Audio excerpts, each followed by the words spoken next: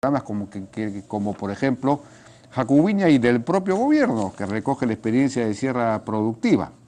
De eso no ha hablado, sin embargo, Alan García tampoco, ¿no? Ha criticado el hecho cierto, sin embargo, porque el hecho de que se hayan tecnificado los programas y de que se haya intentado hacer un manejo técnico durante este gobierno, no ha impedido, es verdad, que se incrementen los niveles de anemia, y lo que es realmente punible, ¿no? Punible.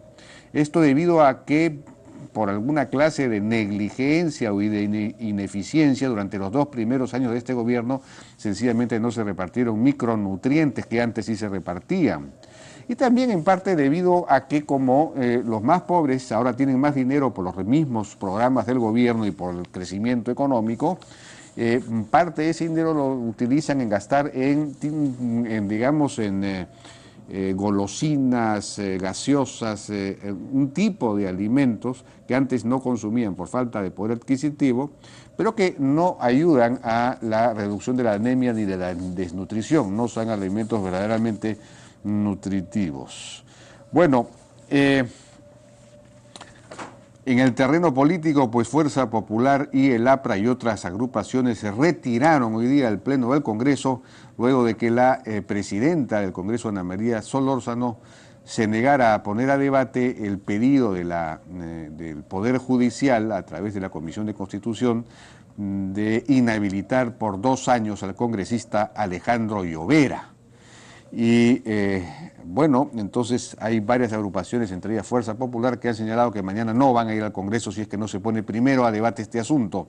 Por lo tanto, no van a asistir a la exposición que va a hacer el presidente del Consejo de Ministros sustentando la necesidad de las facultades delegadas en materia económica y en materia de seguridad.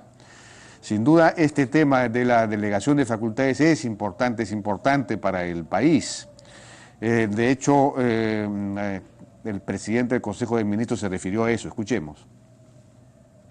Yo confío que mañana sí se realice la sesión, por esa razón exhorto a los señores parlamentarios para que mañana asistan al Congreso y cumplan finalmente con el deber para el cual fueron elegidos, que es el de participar activamente a través de su voz en defensa de sus electores. No debatir en un sistema democrático me parece contraproducente. Que en el pasado, cuando ha habido esta clase de enfrentamientos entre ejecutivo y legislativo, cuando el gobierno no ha tenido mayoría parlamentaria, las cosas no han acabado bien en el país. Y por eso yo pido que depongamos los intereses político-partidarios, que dicho sea de paso son absolutamente legítimos, pero hay diferentes modos o formas de practicarlos, y que mañana cumplamos todos, oposición y gobierno, con la obligación que tenemos de plantear salidas y alternativas para el país. Señala el Premier que en el pasado, cuando ha habido enfrentamiento entre el gobierno y el Congreso, las cosas no han acabado bien. Efectivamente, en muchas ocasiones pues hubo golpes de Estado a consecuencia de eso.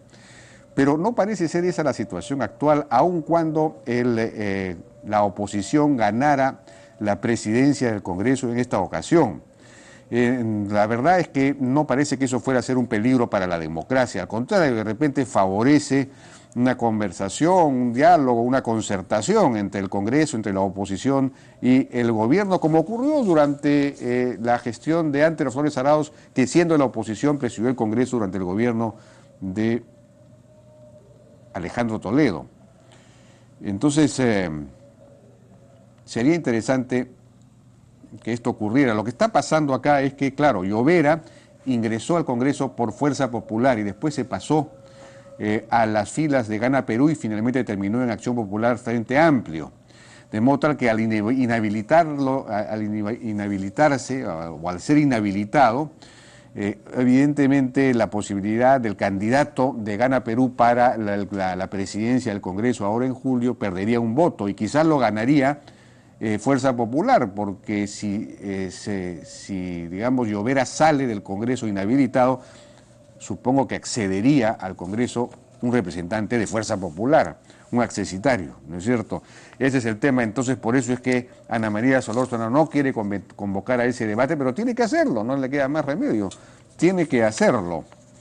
Bueno, vamos a ir a una pausa y regresamos ahora con Juan Carlos Eguren, que ha protagonizado unas declaraciones sumamente polémicas y criticadas sobre el tema de las violaciones y los abortos en caso de violación.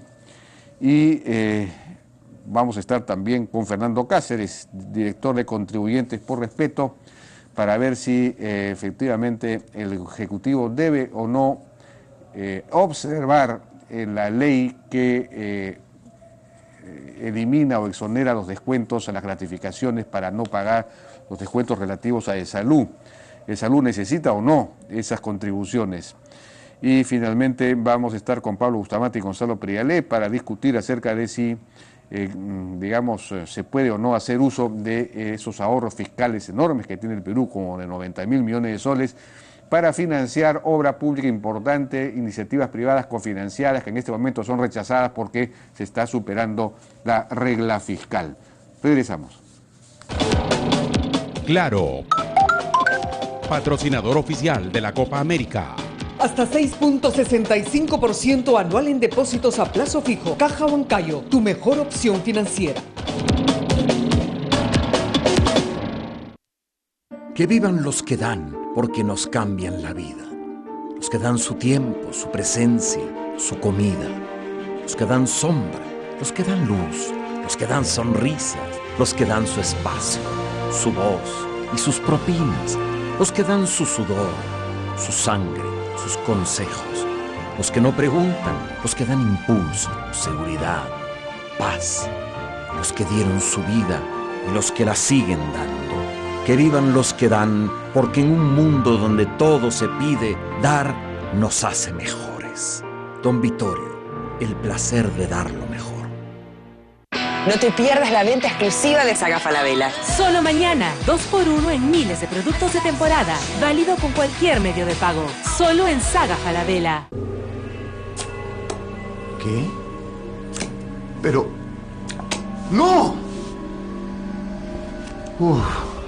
Cree menos en el destino y más en el análisis profundo. Lee Semana Económica.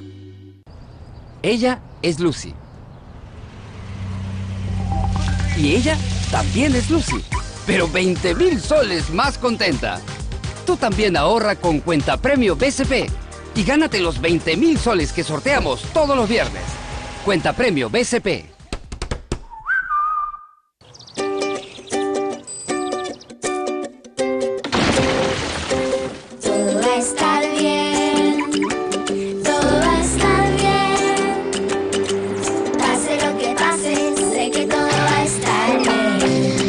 La vida está llena de peligros que no podemos evitar.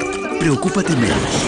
RIMAC. Todo va a estar bien. No te pierdas la venta exclusiva de Saga Falabella. Solo mañana, 2x1 en miles de productos de temporada. Válido con cualquier medio de pago. Solo en Saga Falabella.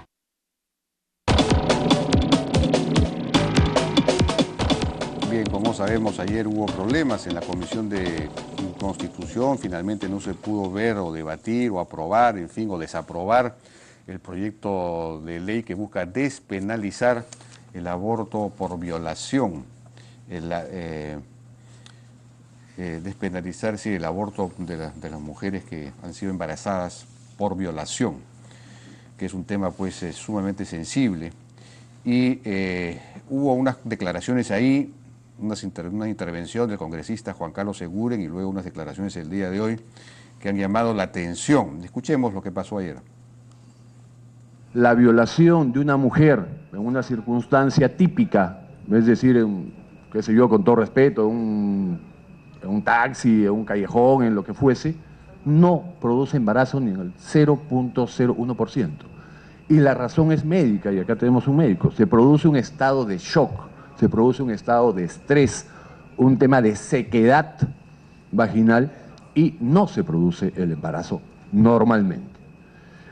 Los embarazos que hablamos provienen de otro tipo de violación, que lamentablemente eso es lo que deberíamos debatir, discutir y buscar soluciones y políticas públicas, políticas de Estado en materia de salud, tienen que ver con las violaciones en el ámbito y el entorno familiar. donde se produce el embarazo por la frecuencia, no son actos aislados, no son, como dirían los jóvenes, un choque y fuga, sino son relaciones frecuentes en el ámbito familiar. Y ahí es donde se producen los embarazos. Bueno, hay quienes han comparado por lo menos un extremo de estas declaraciones con lo que el congresista republicano William Todd argumentó. Tenemos ahí en pantalla, vamos a conversar de esto con, me parece en primer lugar, por lo que sé de los médicos, que es algo realmente raro, es una violación legítima. Si es una violación legítima, no sé cómo puede haber una violación legítima, el cuerpo femenino tiene maneras de intentar evitar completamente la cosa. Esto se parece mucho a lo que ha dicho Juan Carlos Seguren. Los embarazos de las mujeres que son violadas son consentidos por estas o decididos por Dios. Bueno, ese es, claro, ese es el Tea Party, ¿no? Eso es hay una cosa muy... Bueno, declaraciones espantosas, ¿no? Hay que ser... Yo no soy muy presto a poner adjetivos calificativos, pero son inaceptables, ¿no? Vergonzosas y ofensivas. Pero esta teoría suya de que no es mía. Casi imposible que se produzca un embarazo después de una violación... A ver, Jaime, te explico, si me permites. Estamos en un contexto de tensión, en un tema muy polémico, muy controversial, y que es válido que lo así sea porque son temas sensibles. Estamos hablando de un delito asqueroso, terrible, enfermizo, producido contra una mujer, y hasta ahí ya es absolutamente terrible, y es por ello que hemos planteado nosotros en el Código Penal, que estamos debatiendo, cadena perpetua, porque es terrible ese tipo de delitos. En segundo lugar, estamos hablando de otro acto igualmente terrible, que es el quitarle la vida al niño por nacer. Estamos hablando de permitir, autorizar, despenalizar el aborto por caso de violación, ¿no? Que estamos hablando en consecuencia de dos actos sumamente fuertes, sumamente dramáticos. Y en ese contexto es que hemos estudiado, obviamente hemos tenido más de 20 especialistas en la Comisión de Justicia, y eso no es información que a mí se me ocurre. La inmensa mayoría de embarazos producto del aborto son aquellos que se producen en el ámbito amical, en el ámbito familiar, que son frecuentes, son sistemáticos en el tiempo. Pero eso no implica que una violación fuera de ese ámbito, una violación, digamos, callejera, como usted mismo ha dicho, no vaya a producir embarazo, o en todo caso, ¿por qué mencionar esto? Es decir, como país es una manera de decir, oiga, si no hay embarazo, pues no importa la violación. No, esa es una interpretación absolutamente perversa. Discúlpame. Pero ¿cuál es el sentido de mencionar eso? Si me lo preguntas, te lo voy a explicar con todo gusto, porque de repente tú lo has interpretado así, si alguien lo ha interpretado de similar manera, nada más lejano a lo que he pretendido hacer, ¿no? Y si alguien se ha sentido ofendido con razón o sin razón, mil disculpas. Pero lo que necesitamos, y era el objeto de la exposición, es tener un diagnóstico adecuado, saber dónde está cada tipología de problemática para ver cómo la enfrentamos. Pues, si se aprueba o no el aborto, no hemos solucionado el tema, ¿no? Necesitamos enfrentar con políticas públicas, con políticas de salud, con políticas de salud sexual y reproductiva, con campañas masivas de prevención para que esto no suceda. ¿Y qué sucede? Queda claro, creo, para todos dónde se produce la inmensa mayoría de embarazos, ¿no? En la violación frecuente y sistemática en el entorno familiar. La violación callejera, que es lo que me preguntas y que es donde ha habido, llamémosles, cuestionamientos a la frase. ¿Qué sucede en la violación callejera? La violación callejera se produce en mujeres que pueden ser de una edad no fértil a mujeres que pueden haber dejado ya de ser fértiles. En una relación normal de pareja, de familia, de enamorados, qué sé yo, la posibilidad de un embarazo por un solo acto sexual es entre 2 y 4%. En un solo acto sexual, entre 2 y 4%, información que acá te la... Pero hemos escuchado a un especialista diciendo que eso no es así. ¿De dónde saca usted esas cifras? Bueno, acá están los estudios, diversos estudios, y tú lo sabes y lo saben los adultos que nos escuchan. Este señor dijo que era 20% por lo menos la posibilidad. Perdóname. tú lo sabes, somos hombres, adultos, los que nos escuchan normalmente también, todos sabemos que en una relación sexual normalmente no es lo usual que se produce el embarazo, ¿no es cierto? Más aún, ¿qué sucede? Pero entonces, ¿cuál es el sentido del argumento? Es decir, que si los... El argumento es que no nos dejemos engañar ni impresionar, con dos elementos fundamentales. Donde tenemos que concentrarnos es en la protección y defensa de los niños, de los adolescentes en el ámbito familiar, y por el otro lado... Pero la violación que sufre una adolescente, porque la mayor parte, la mayor parte de estos embarazos por violación ocurren en adolescentes, en personas, ¿no es cierto?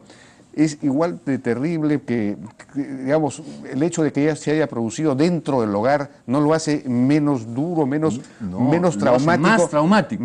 Así es, para la chica, y por lo tanto, ella tener que sumar ese trauma terrible de una violación, sumarle a eso la penalización legal del asunto, recibir una... Ya estamos entrando al punto. Recibir una sentencia... Mira el nivel de desinformación que existe y que se maneja, ¿no?, en estas campañas. Esa es una cosa... No, que estás equivocado. 100%. No, pues, porque el hecho de que está penalizado la obliga... No está penalizado, señor. La obliga a ¿cómo que no está penalizado? El Código Penal es para adultos. El Código Penal se aplica a adultos. El Código Penal no se aplica a adolescentes. O sea que un adolescente puede ir a una clínica a abortar. Todos los adolescentes no, estamos hablando de si se les aplica el Código Penal. Todos los adolescentes se rigen por el Código de Niños y Adolescentes. Son inimputables, ni para el delito de aborto ni para cualquier otro delito. Bueno, pero mira la foto que... Pero el aborto está penalizado. Pero mira la comunicación esta cómo distorsiona. ¿Te das cuenta? Tú que eres una persona informada, inteligente... nos mueven, nos desinforman de esta Entonces no es delito abortar en el caso de una... Entonces podría ir a una clínica a hacerlo. No. Y no lo puede hacer. ¿Por qué no lo puede hacer? El delito existe, pero son inimputables. Bueno, el delito existe, por eso digo. Si el delito existe... El delito de aborto existe, pero los adolescentes, que es una especial preocupación válida y legítima, están fuera de este debate porque ellos no participan del Código Penal. Al fondo de las cosas. Una mujer que ha sido violada, adolescente o no adolescente, digamos, toma la decisión de abortar porque no puede asumir esta responsabilidad, y entonces tiene que hacerlo de la manera más insegura posible, poniendo en riesgo su propia vida. De hecho, hay muchas muertes que ocurran de esta manera, ¿no? Por la atención del aborto en condiciones inseguras.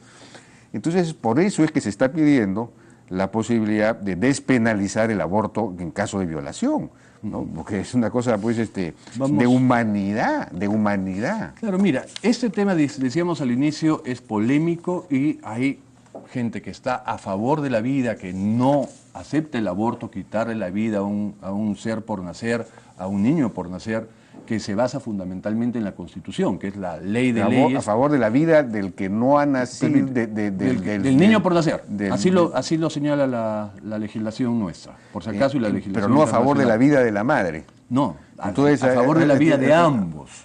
Porque a las madres muchas veces corren riesgo de morir. Siento que no me dejas explicarte. Bueno. Si me has invitado, la Constitución, la ley de leyes, señala el artículo 1. El principal derecho, el primer derecho es el derecho a la vida, que es desde la concepción. Entonces, podemos estar de acuerdo o en desacuerdo con lo que dice la Constitución. Alguien podría plantear cambiar la Constitución. Ok. Podemos estar en desacuerdo. Hay gente a favor del aborto, otros que no están a favor del aborto. Hay gente que considera que al practicarse un aborto después del trauma de una violación, ese trauma se acrecienta, se agrava. Hay gente como yo que cree que hay que tener campañas de prevención, políticas de estado de prevención, hay que hacer acompañamiento y apoyo psicológico, médico a la mujer violada. Hay que tener un protocolo de adopción inmediato después del parto. Y favorecer a miles de familias que desean tener hijos. Esa es nuestra concepción, pero lo fundamental es que tengamos delitos no para solucionar el problema, es para evitar el problema. ¿Qué estamos haciendo como país, como sociedad, como Estado? Estamos invirtiendo en evitar y prevenir, porque pero una vez producido el daño... El hecho es que es un tema social, es un problema social, claro, porque la Iglesia... Y requiere política social. Digamos, la Iglesia se opone a políticas de planificación efectivas, ¿no es cierto? Por ejemplo, se opone a la píldora del día siguiente, etcétera, y al mismo tiempo se opone a esto, y entonces muchas mujeres no les queda más remedio o finalmente terminan embarazadas habiendo sido violadas, y luego, como no pueden atenderse en un lugar formal, corren el riesgo de morir en la atención o quedar pues severamente dañadas, cosa que ocurre con mucha frecuencia, ¿no?